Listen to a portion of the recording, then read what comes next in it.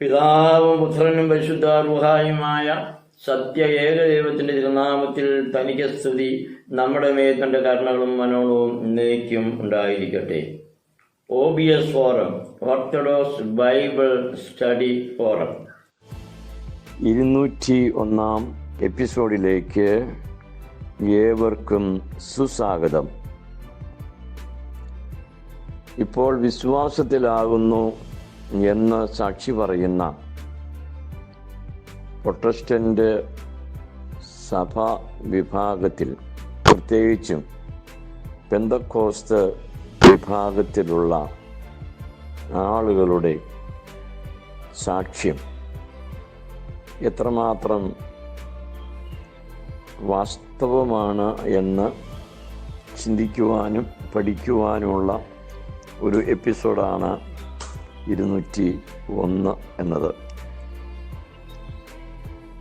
ഞാൻ ഇപ്പോൾ വിശ്വാസത്തിലാകുന്നു എന്ന് ഓർത്തഡോക്സ് സഭയുടെയോ കത്തോലിക്ക സഭയുടെയോ യാക്കോബായ സഭയുടെയോ മർത്തോമ സഭയിലെയോ ഒരു അംഗം വിശ്വസിച്ച് മുങ്ങി സ്നാനം സ്വീകരിച്ചു കഴിയുമ്പോൾ പറയുന്ന ഒരു സാക്ഷ്യമാണ്, ഞാൻ വിശ്വാസത്തിൽ ആണ്. ഈ വിശ്വാസത്തിലാണ് എന്ന് പറയുന്നതിൻ്റെ ശരിയായ അർത്ഥം തന്നെ മനസ്സിലാകുന്നില്ല. യേശുക്രിസ്തുവിനെ ഇതിനു മുമ്പ് വിശ്വസിക്കാതെയാണോ ഈ സഭകളൊക്കെ നിന്നത്? എന്നാൽ വിശ്വാസത്തിലാകുന്നു എന്ന് അവകാശപ്പെടുന്ന സഹോദരങ്ങൾ അവിശ്വസിക്കുകയും തള്ളിപ്പറയുകയും ചെയ്യുന്ന അനവധി തിരുവചന ഭാഗങ്ങൾ നമ്മുടെ മുമ്പിൽ പഠനാർഹമായിട്ടുണ്ട്. സ്നാനത്തെക്കുറിച്ചുള്ള ഉപദേശത്തിൽ വിശ്വസിച്ച് സ്നാനമേൽക്കണമെന്ന് അവർ നിർബന്ധിക്കുന്നു. എന്നാൽ സ്നാനത്തെ സംബന്ധിച്ചുള്ളതായ ഒട്ടനവധി വചനങ്ങളെ അവർ തള്ളിപ്പറയുകയും ചെയ്യുന്നു.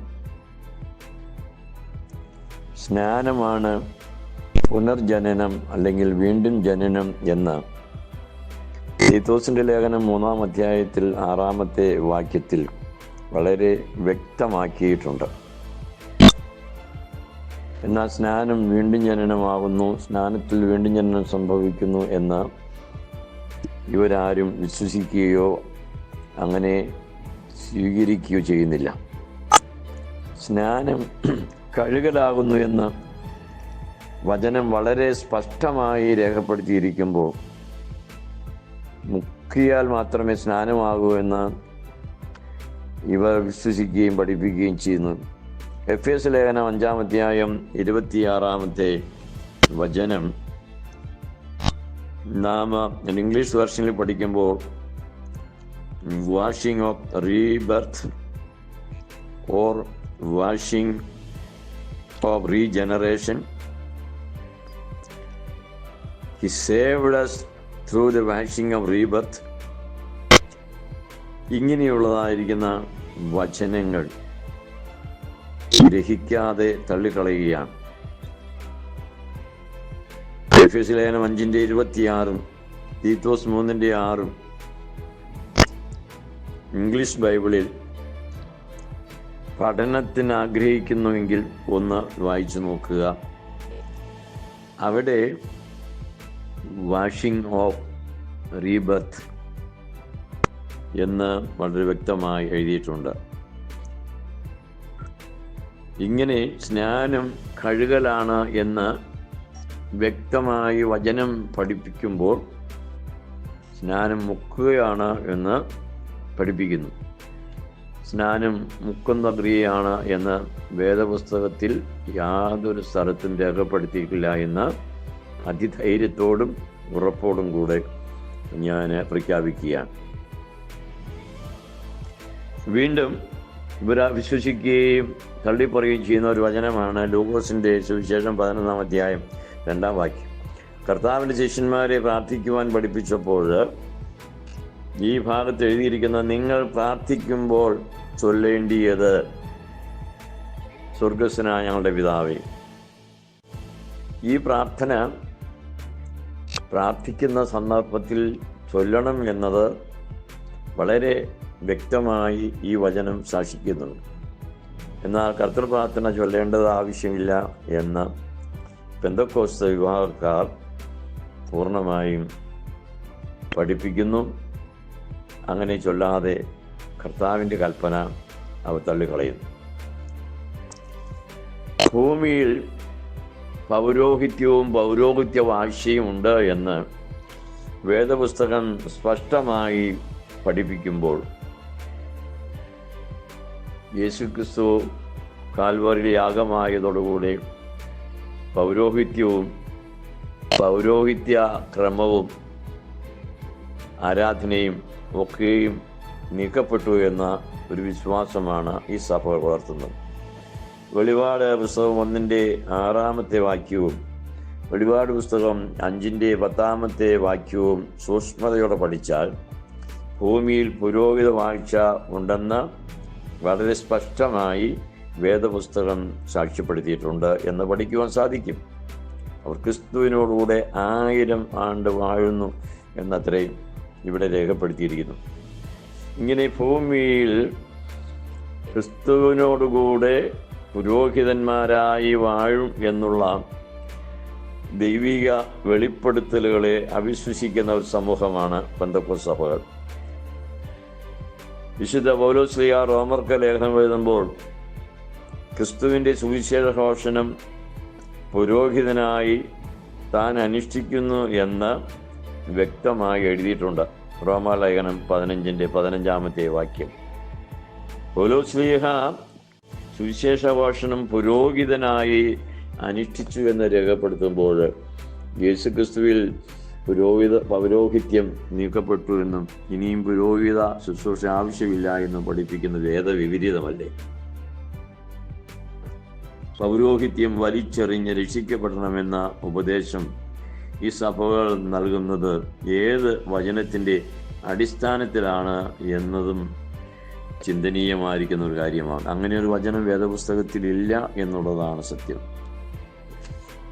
ആരാധനയെ സംബന്ധിച്ച് കാൽവറിയിലെ യാഗത്തോടുകൂടി ആരാധന എല്ലാം പൂർണ്ണമായി, ഇനി ആരാധനയില്ല എന്നുള്ള ഒരു സമീപനമാണ് ഇവർ സ്വീകരിച്ചിരിക്കുന്നത്. അത് പൗരോഹിത്യപരമായ ഒരു ആരാധനാ ക്രമം ആവശ്യമില്ല. 2 തീമോഥെയോസ് 1:3 പൂർവന്മാരുടെ ദൃഷ്ടാന്തം അനുസരിച്ച് ആരാധിക്കുന്നു എന്നാണ് വിശുദ്ധനായ പൗലോസ് ശ്ലീഹ രേഖപ്പെടുത്തിയിരിക്കുന്നത്. അതല്ലാതെ ക്രിസ്തുവിൽ ഈ ആരാധന പൂർണ്ണമായി അവസാനിച്ചു എന്നും നീക്കപ്പെട്ടു എന്നും പൗരോഹിത്യം ഇനി ആവശ്യമില്ലെന്നും ഒന്നുമല്ല. പൂർവന്മാരുടെ ദൃഷ്ടാന്തം അനുസരിച്ചുള്ള ആരാധന. പൗലോസ് ശ്ലീഹയുടെ പൂർവന്മാരുടെ ദൃഷ്ടാന്തം എന്താണ്? അത് പഴയ നിയമ ആരാധനയാണ്. ഈ പഴയ നിയമ ആരാധന പുതിയ നിയമസഭയ്ക്ക് ഒരു നിഴലും ദൃഷ്ടാന്തവുമാണെന്ന് എബ്രായ ലേഖനം 10 അധ്യായത്തിലും 9 അധ്യായത്തിലും ഒക്കെയും വളരെ വ്യക്തമായി രേഖപ്പെടുത്തിയിട്ടുണ്ട്. 9 അധ്യായത്തിൽ പറയുന്നത് ആ കൂടാരം ഇക്കാലത്തേക്ക് ഒരു സദൃശ്യമാകുന്നു എന്നാണ്. അപ്പം ആരാധനയ്ക്ക് ആദ്യകാലങ്ങളിൽ ഉണ്ടാക്കിയതായ സംവിധാനങ്ങൾ സ്വർഗത്തിൽ നിന്ന് ദൈവം മോശയ്ക്ക് കാണിച്ചു കൊടുത്ത, വരച്ചെഴുതി കൊടുത്ത കൽപ്പനകൾ പ്രകാരം നിലനിന്നതും അത് മാറ്റമില്ലാതെ നിലനിൽക്കുന്നതുമാണ്. പുതിയ നിയമസഭയുടെ ആരാധന ആ പൂർവന്മാരുടെ ദൃഷ്ടാന്തത്തിലാകുന്നു എന്ന് പൗലോസ് ശ്ലീഹ എഴുതുമ്പോൾ എബ്രായർ 9:9 വളരെ സ്പഷ്ടമായി പൗലോസ് ശ്ലീഹ വീണ്ടും ഉറപ്പിച്ച് പ്രഖ്യാപിക്കുകയാണ് ചെയ്യുന്നത്. ആ കൂടാരം, പഴയ നിയമ കൂടാരം, മോശയുടെ കൂടാരം ഈ കാലത്തേക്ക് സാദൃശ്യമാകുന്നു എന്ന വചന സത്യം. വീണ്ടും ദൈവമാതാവെന്ന് വിളിക്കാതിരിക്കുവാൻ, അങ്ങനെ സംബോധന ചെയ്യാതിരിക്കുവാനും പരിശുദ്ധാത്മാ നിറവിൽ എല്ലാ തലമുറകളും ഇന്നു മുതൽ എന്നെ ഭാഗ്യവതി എന്ന് വാഴ്ത്തുമെന്ന വിശുദ്ധ മറിയാമിൻ്റെ പ്രഖ്യാപനത്തെ അവഹേളിക്കുവാനും തള്ളിക്കളയുവാനുമായി അവർക്ക് പെന്തക്കോസ്ത് വിഭാഗങ്ങൾക്ക് ഒരു മടിയുമില്ല. ലൂക്കോസിന്റെ സുവിശേഷം 1-ാം അധ്യായം 48-ാമത്തെ തിരുവചനത്തിൽ മറിയാം ഈ പ്രഖ്യാപനം നടത്തിയിട്ടതായി നമുക്ക് കാണുവാൻ സാധിക്കും. സകല തലമുറകളും വാഴ്ത്തും എന്ന് പറയുമ്പോൾ പ്രൊട്ടസ്റ്റന്റ് പെന്തക്കോസ്ത് വിഭാഗങ്ങൾ മറിയാമിനെ വാഴ്ത്തുന്നില്ല എന്ന് മാത്രമല്ല, മറിയാമിനെ കഴിയുന്ന വിധത്തിൽ അപമാനിക്കുകയും ചെയ്യുമ്പോൾ തിരിച്ചറിയാം ഈ സമൂഹം ഈ തലമുറയുടെ ഒരു ഭാഗമായിട്ടല്ല നിൽക്കുന്നത്, അല്ലെങ്കിൽ ആ തലമുറ എന്ന വചനത്തിന് ഇവർക്ക് യാതൊരു ബന്ധവുമില്ല എന്ന് തിരിച്ചറിയുവാനും പരിശുദ്ധാത്മാവ് നമ്മെ വഴി നടത്തട്ടെ. മറിയാമിനെ വാഴ്ത്തുന്നത് പാപമാണ് എന്ന് പറഞ്ഞ് പഠിപ്പിച്ച് ഈ വചനത്തിന് വിരുദ്ധമായി അനേകരെ തങ്ങളുടെ കൂട്ടത്തിൽ ചേർക്കുവാൻ തത്രപ്പെടുന്ന സഹോദരന്മാരാണ് ഇവരെല്ലാവരും എന്ന് നാം തിരിച്ചറിയണം. ഈ വചനങ്ങളൊന്നും വിശ്വസിക്കാത്തവരാണ് ഞാനിപ്പോൾ വിശ്വാസിയാണ്, വിശ്വാസത്തിലാണ് എന്ന് അവകാശപ്പെടുന്നതെന്നാണ് ഏറ്റവും രസകരമായ ഒരു വസ്തുത. എന്നാൽ വചനം പഠിക്കാത്ത അനേകർ ഇവരുടെ ഈ വഞ്ചനാപരമായ ഉപദേശത്തിൽ കുടുങ്ങിപ്പോവുകയും പിതാക്കന്മാർ മുഖാന്തരം നിലനിൽക്കുന്ന സത്യവിശ്വാസത്തെ ഉപേക്ഷിച്ച് ഊടുവഴിയാകുന്ന അല്ലെങ്കിൽ ഈ എളുപ്പ വഴിയിൽ ദൈവരാജ്യത്തിൽ കടന്നു പറ്റുന്ന മാർഗമാകുന്ന പെന്തക്കോസ്ത് വഴികളിലേക്ക് പോവുകയും ചെയ്യുമ്പോൾ ഓർക്കുക, അവർ കർത്താവിനോട് ബന്ധപ്പെട്ട തലമുറയുടെ ഭാഗമല്ല എന്നതത്രേ വചന സത്യം. ഇവിടെ ഞാൻ പെന്തക്കോസ്തുകാരെന്ന് പറയുമ്പോൾ ഈ പ്രൊട്ടസ്റ്റന്റ് സഭാ വിഭാഗങ്ങളുടെ മുഖ്യ പ്രതിനിധിയായിട്ടാണ് അവരെ കാണുന്നത്. അവരെക്കുറിച്ച് മാത്രമായിട്ടല്ല, ഈ പ്രൊട്ടസ്റ്റന്റ് വിഭാഗത്തിലുള്ള എല്ലാവരെയും പെന്തക്കോസ്ത് എന്ന ആ ഒരു ഇൻവേർട്ടർ കോമയിലൂടെ ആ വാക്ക് ഉച്ചരിച്ചുകൊണ്ടത്രേ ഞാൻ ഈ കാര്യങ്ങൾ പറയുന്നത്. ഇതിനെക്കുറിച്ച് സംവാദത്തിനായിട്ട് നിങ്ങളെ ക്ഷണിക്കുകയാണ് ചെയ്യുന്നത്.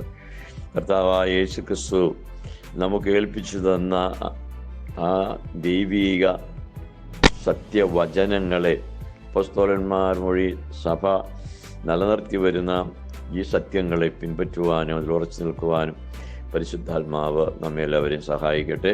കേട്ട ഏവർക്കും ഹൃദയത്തിൻ്റെ ഭാഷയിൽ നന്ദി അറിയിക്കുന്നു. കണ്ണിക്കോടച്ചൻ.